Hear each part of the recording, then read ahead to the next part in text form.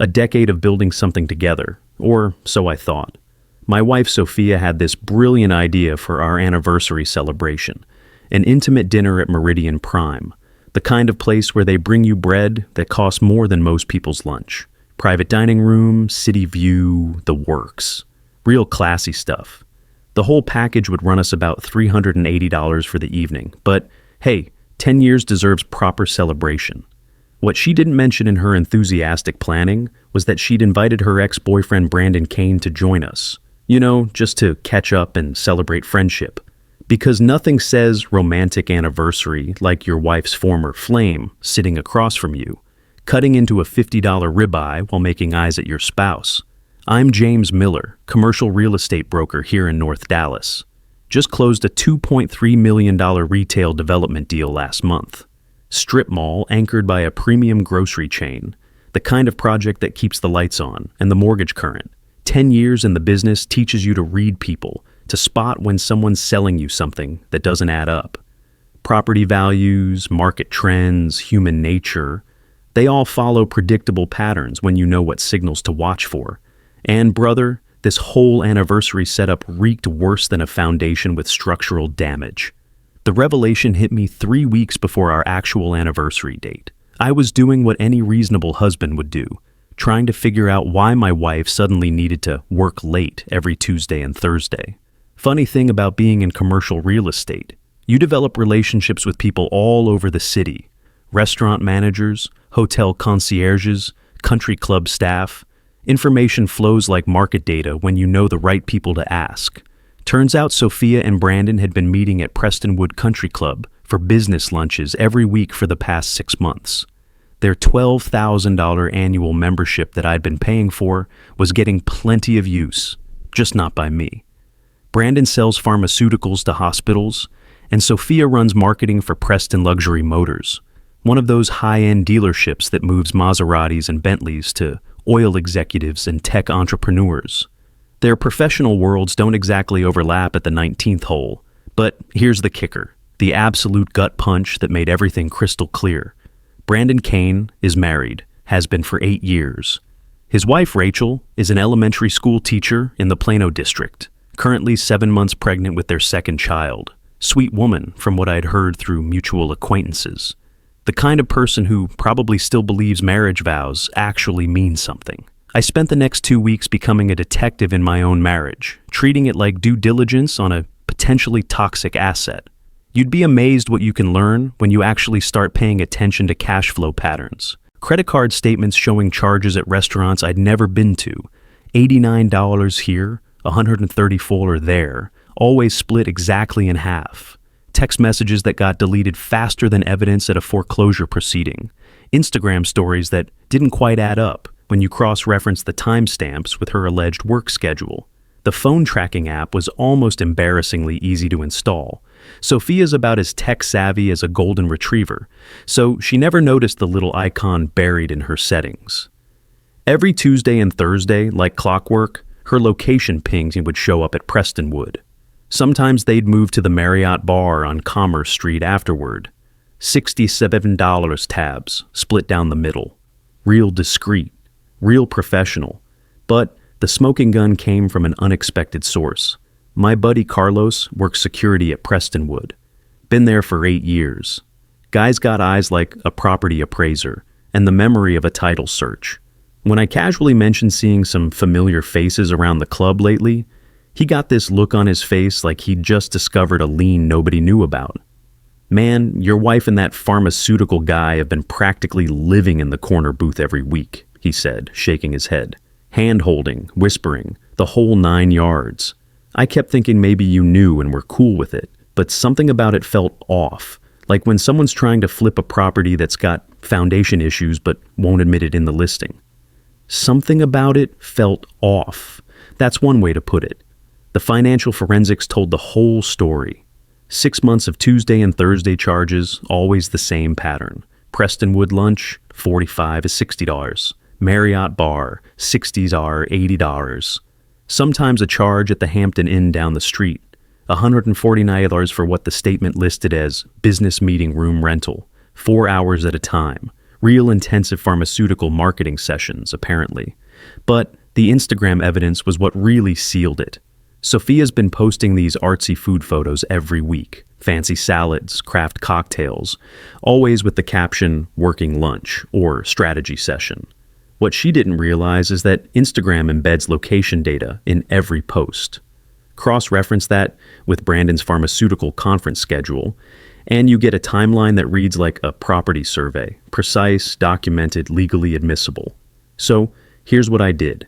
Instead of confronting Sophia directly, instead of having some dramatic shouting match that would just give her ammunition for a divorce lawyer, I made a different choice.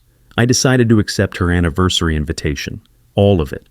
But I was going to level the playing field a bit.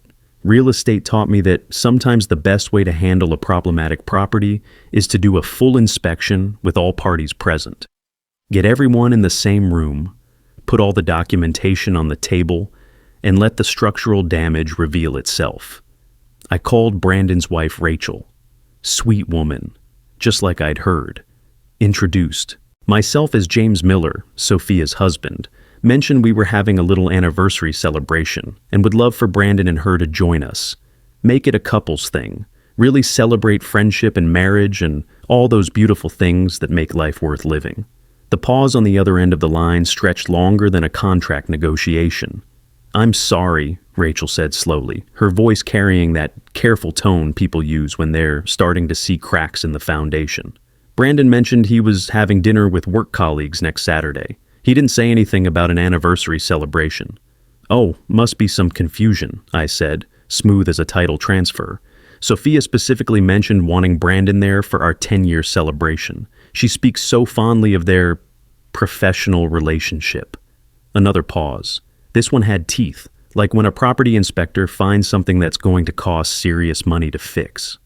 Well, Rachel said, her voice carefully controlled, like someone who's just realized the property they're living in has some serious undisclosed issues. I'd love to meet Sophia properly. Brandon talks about work so much, it would be nice to put faces to names. Perfect. Absolutely perfect. The next phase required the kind of meticulous preparation I usually reserve for complex commercial transactions. When you're dealing with a property that has hidden structural problems, you don't just walk in swinging a hammer. You document everything first. I spent the following week assembling what I started thinking of as my closing packet. In real estate, that's the comprehensive folder of documents that proves ownership, reveals liens, and establishes the true market value of a property. In this case, it was going to establish the true market value of my 10-year marriage. The phone records came first. Sophia's cell provider was remarkably cooperative when I explained I needed detailed usage reports for our family plan. Turned out those quick check-ins with Brandon happened every single day, multiple times per day. The longest calls were always Tuesday and Thursday evenings, right after her alleged work meetings. Some lasted over 2 hours. Really comprehensive pharmaceutical marketing discussions, apparently. The credit card analysis was even more revealing. 6 months of charges painted a picture clearer than a property survey. The pattern was so consistent it was almost insulting, like they weren't even trying to hide it. Every Tuesday, Prestonwood lunch, 45 to 60. Every Thursday, Marriott bar, 60s whore to $80. And twice a month, that Hampton Inn business meeting room rental, $140 each time, 4-hour blocks. But the real smoking gun was the Instagram data. Sophia's been posting these carefully curated photos from her working lunches. Artfully arranged salads, craft cocktails with clever captions about building professional relationships. What she didn't realize is that social media platforms embed precise geolocation data in every post. Cross-reference those coordinates with Brandon's pharmaceutical conference schedule, and you get a timeline that would hold up in any courtroom. The most damning piece of evidence came from an unexpected source. Carlos, my buddy at Prestonwood Security, mentioned they'd had to upgrade their parking lot surveillance system 6 months ago. Higher resolution cameras, better digital storage. Out of curiosity, I asked if those recordings were archived. Everything gets stored for insurance purposes, he said. Why? Just wondering about liability coverage for member vehicles, I told him. You know how it is with expensive cars in parking lots. He nodded, completely understanding. Carlos drives a 15-year-old Honda, He knows exactly how paranoid people get about their luxury vehicles. It took him 3 days to pull the footage, but when he handed me that flash drive, his expression was somewhere between pity and respect. "Brother," he said quietly, "I don't know what you're planning, but this is some serious ammunition." The footage showed everything. Sophia and Brandon arriving separately, leaving together in her Mercedes, hand-holding in the parking lot. That one Thursday afternoon, when Brandon walked her to her car, and they spent 20 minutes in what could only be described as an extended goodbye embrace. All time-stamped, all high definition, all absolutely undeniable. By Friday afternoon, my closing packet was complete. 47 pages of documentation that told a story more comprehensive than any property appraisal I'd ever assembled. Phone records, credit card statements, social media evidence, surveillance footage, and a detailed timeline cross-referencing everything against Sophia's claimed work schedule and Brandon's pharmaceutical conference calendar. The night of our anniversary dinner, I arrived at Meridian Prime early. The private dining room was set up beautifully. Candles, flowers, city view through floor-to-ceiling windows. I'd specifically requested a rectangular table instead of round. In real estate, sightlines matter. You want all parties to clearly see each other's reactions when the important information gets revealed. The maître d'œil was particularly attentive, probably because I'd slipped him an extra 100 to make sure our evening went smoothly. "Everything's prepared exactly as you requested, Mr. Miller," he said. "The wine is breathing. The photographer you mentioned is ready." "Actually, cancel the photographer," I said. "I think this evening is going to be memorable enough without professional documentation." Sophia arrived 15 minutes later, looking absolutely radiant in this black dress that probably cost more than my monthly car payment.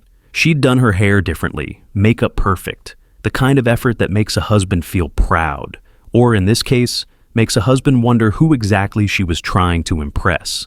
She kissed my cheek, settled into her chair, and immediately started scrolling through her phone. "Brandon's running a few minutes late," she said without looking up. "Some last-minute client emergency." "No problem," I said, straightening the manila folder I'd placed beside my bread plate. "Actually, gives us time to talk before everyone arrives." "Everyone?" She looked up from her phone, eyebrows raised.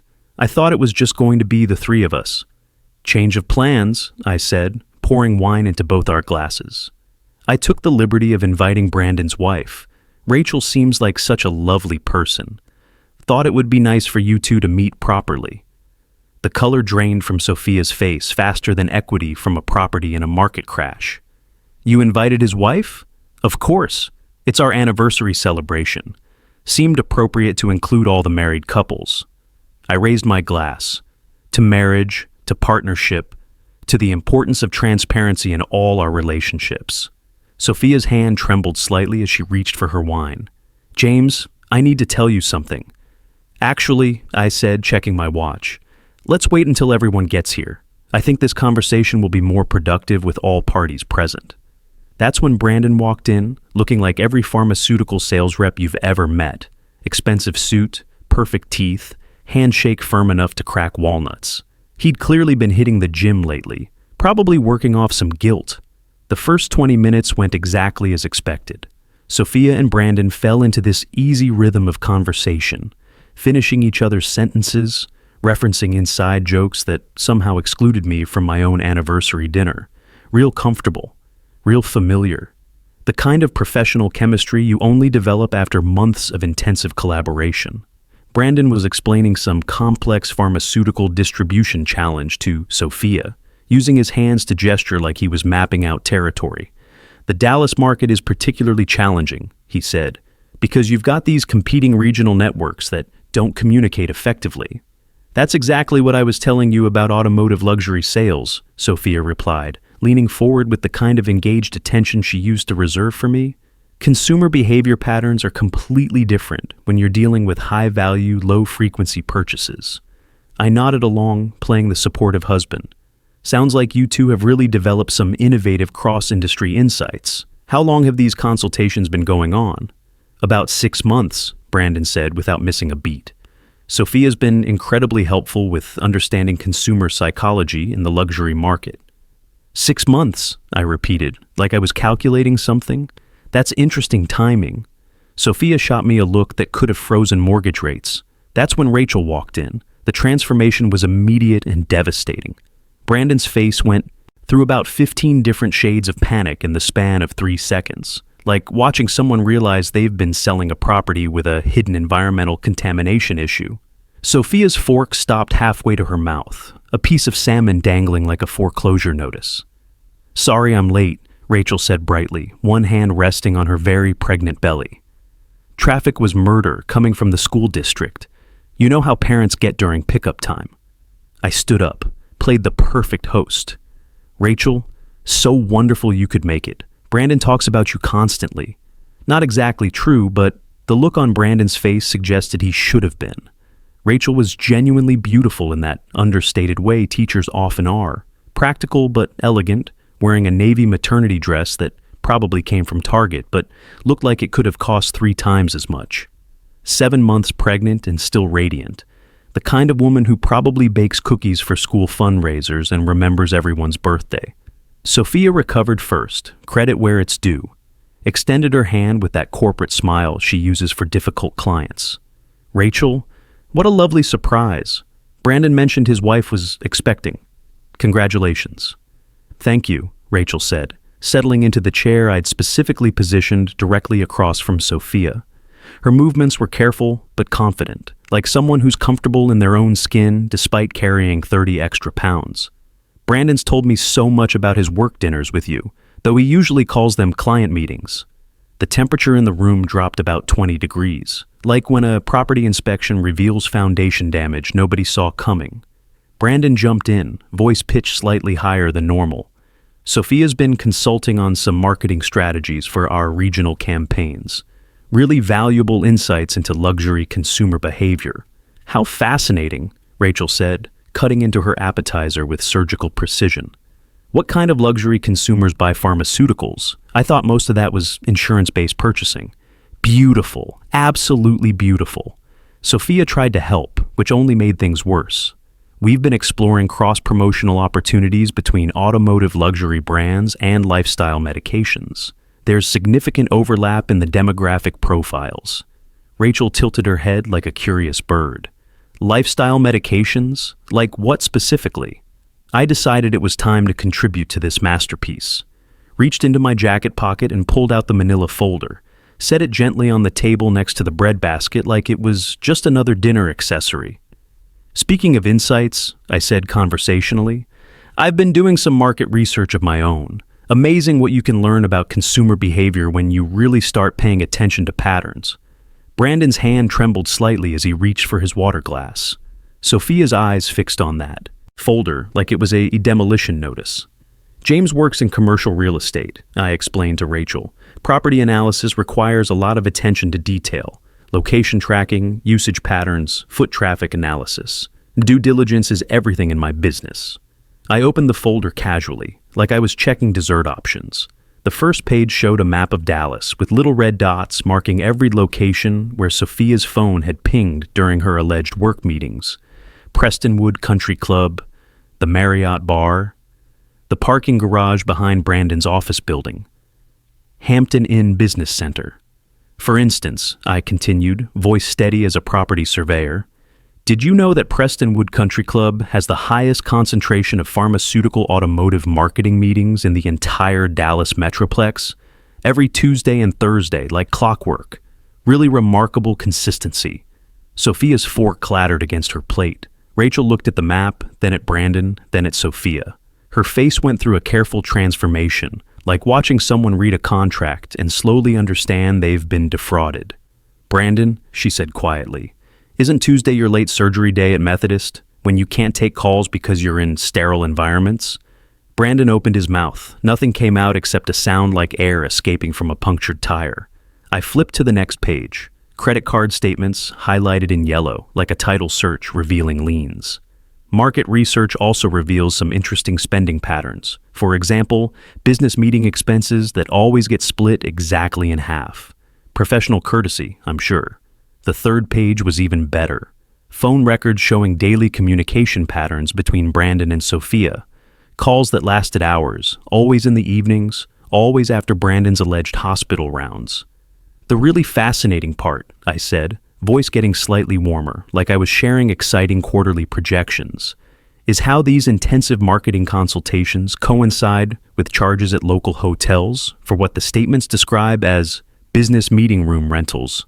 Rachel set down her fork very carefully. When she looked up, her eyes had the kind of cold clarity you see in people who've just realized their entire life has been built on a foundation of lies.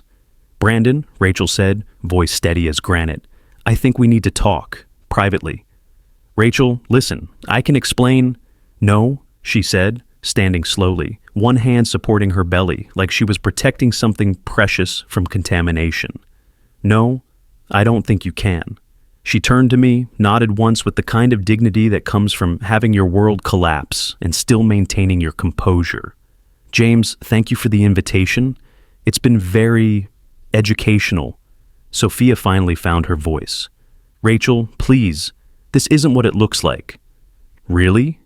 Rachel turned back, eyebrows raised with the patient, expression of someone who's spent years explaining obvious things to children.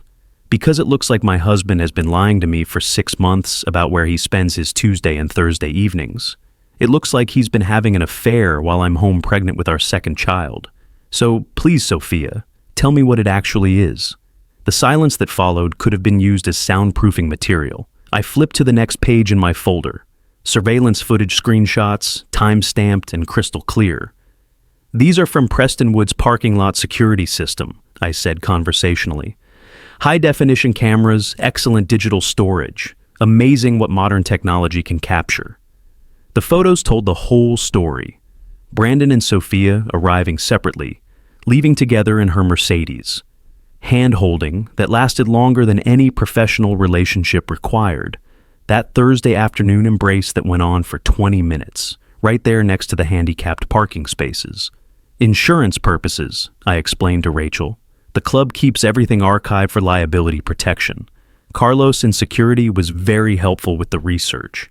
Rachel studied the photos with the methodical attention of someone grading papers. When she looked up, her expression had shifted from hurt to something harder, more final. "Austin," she said, then caught herself. "Brandon? I meant Brandon." She shook her head slightly. Funny how easy it is to get confused when someone's been lying about everything else. Brandon tried one last desperate play. "Sophia, tell her. Explain about the marketing project." But Sophia was done. You could see it in her face. The moment when someone realizes they're completely, irrevocably caught. When all the careful lies and clever explanations crumble like a condemned building, finally meeting the wrecking ball. "I'm sorry," Sophia whispered, not looking at anyone. Rachel nodded slowly. "Yes," she said, "you are." The next part happened faster than a foreclosure proceeding. Rachel stood, gathered her purse, and walked toward the door with the kind of measured pace that suggested she was using every ounce of self-control to not run.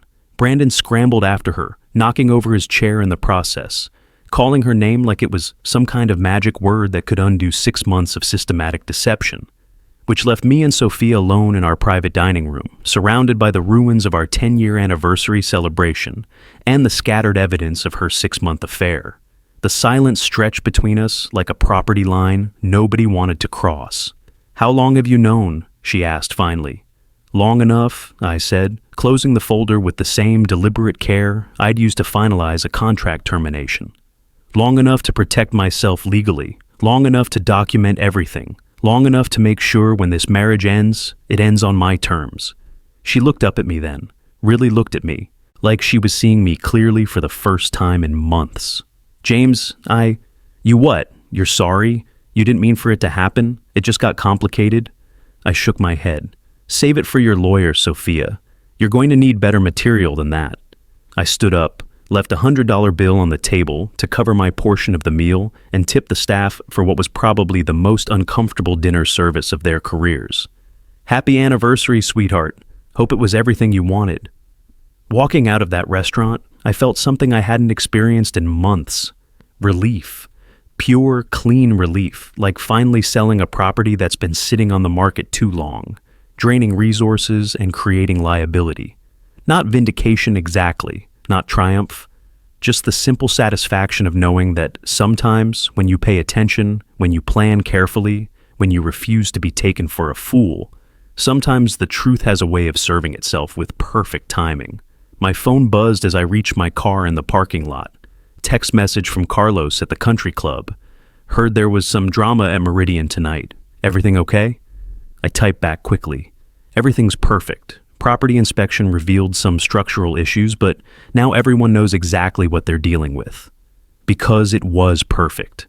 For the first time in 6 months, everything was exactly as it should be. Clear, honest, real, no more hidden liens, no more undisclosed defects, no more toxic assets masquerading as solid investments. I drove home slowly, taking the long route through downtown, past all the properties I'd sold over the years. Office buildings where I'd negotiated complex deals, retail centers where I'd structured financing that helped small businesses grow, residential developments where families had started new chapters of their lives. Each building represented something genuine, honest transactions between parties who understood what they were buying and selling. No hidden agendas, no undisclosed complications, just straightforward business conducted with integrity and mutual respect. The kind of relationships I'd thought I had in my personal life, but apparently had been naive enough to take on faith instead of conducting proper due diligence. That was a mistake I wouldn't make again. When I got home, the house felt different, lighter somehow, like a property that's finally had all its structural problems properly identified and addressed. The foundation was still solid. I'd made sure of that years ago when we bought the place. But everything built on top of it would need to be carefully examined and probably rebuilt from scratch. The divorce papers were filed the following Monday morning. Tom Richardson, my attorney, had everything prepared with the kind of efficiency that comes from handling too many cases exactly like this one. Texas is a community property state, but adultery changes the mathematics significantly, especially when you have 47 pages of documentation proving systematic deception and financial impropriety. This is some of the most comprehensive evidence I've ever seen in a marital misconduct case, Tom said, reviewing my folder with the appreciation of someone who understands quality work. Phone records, financial analysis, surveillance footage, social media documentation. It's like a complete property appraisal, but for infidelity. Sophia moved in with her sister that same week, packed her clothes, her jewelry, her carefully curated collection of self-help books about achieving work-life balance. Left behind the furniture we'd chosen together, the artwork we'd bought on our honeymoon, the kitchen gadgets she'd insisted were essential for our sophisticated, entertaining lifestyle. She also left behind the Mercedes. Turns out the lease was in my name, part of the tax strategy my accountant had recommended 3 years ago. Funny how financial details that seemed routine at the time become crucial leverage points when a marriage dissolves. Rachel filed for divorce 2 weeks later. I heard through the Dallas real estate network. Our city's more connected than most people realize, especially when you're dealing with professional families who all belong to the same country clubs and send their kids to the same private schools. Apparently, she'd hired Catherine Morrison, one of the most ruthless family law attorneys in North Texas, the kind of lawyer who treats divorce proceedings like hostile corporate takeovers. Brandon's pharmaceutical company transferred him to their Albuquerque territory within a month. Corporate America has a way of quietly relocating problems that might affect client relationships or professional reputations. His Dallas connections had become too complicated for effective business, and pharmaceutical sales depends entirely on trust and relationship management. Preston Luxury Motors, where Sophia worked, conducted what they called an internal review of professional conduct standards. Nothing official was ever announced, but her director position became a senior consultant role with significantly reduced responsibilities and a corresponding salary adjustment. Upper management doesn't appreciate employees whose personal scandals might affect client confidence in a luxury brand. The house sold faster than I'd expected. Turned out there was a significant demand for properties in our neighborhood. Excellent school district, established trees, reasonable commute to downtown. I listed it at $695,000 and had 3 offers within a week. Closed 30 days later at $712,000, which gave me enough equity to purchase a smaller place in Uptown without carrying a mortgage. Downsizing felt appropriate. No point maintaining space for a lifestyle that no longer existed. The really satisfying part was watching the social aftermath unfold through Dallas's interconnected professional networks. Sophia and Brandon had been part of a broader circle. Young professionals who attended charity galas, joined wine clubs, posted carefully curated social media content about their sophisticated urban lifestyle.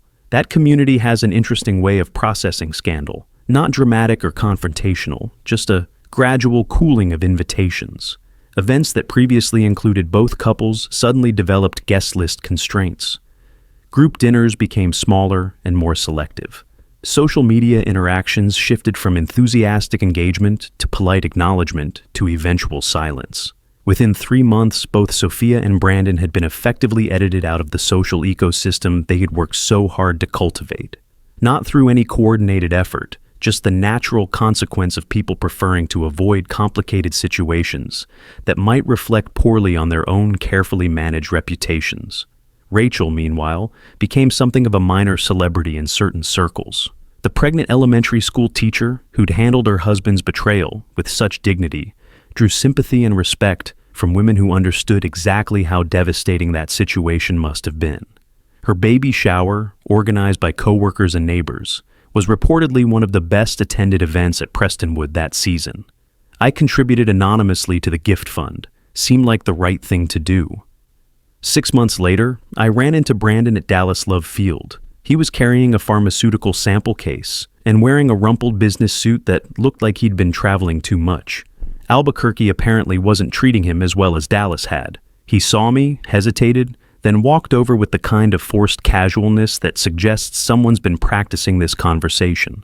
"James," he said, extending his hand, "how are you holding up?" "Can't complain," I replied, shaking his hand briefly. "How's the new territory working out?" "It's an adjustment," he said. "Different market dynamics, different client relationships to build." We stood there for a moment in that awkward space people occupy when they have too much history and not enough to say about it. "Listen," Brandon said finally, "I know this probably doesn't mean much, but I'm sorry about how everything played out. I never intended—" "Don't," I said quietly. "Just don't." He nodded, looked down at his sample case, then back up at me. "You played it perfectly, you know. The dinner, the documentation, the timing. I have to respect the strategy even if I was on the wrong end of it." "It wasn't strategy," I said. "It was just refusing to accept being lied to. Sometimes people ask me if I feel bad about how it all played out. If maybe I should have handled things differently, more privately, with less public exposure and professional consequences. But here's the thing about truth. It doesn't care about your feelings. It doesn't care about timing or privacy or who gets hurt in the process. Truth just exists, like a property. Survey that reveals exactly where the boundaries are, regardless of where people assume they might be. When someone decides to make a fool of you, sometimes the best response is to let them make a fool of themselves instead, in front of witnesses, with documentation, at their own invitation. I'm not saying I'm proud of orchestrating that dinner, but I'm not ashamed of it either. I just stopped accepting being treated like background noise in my own life.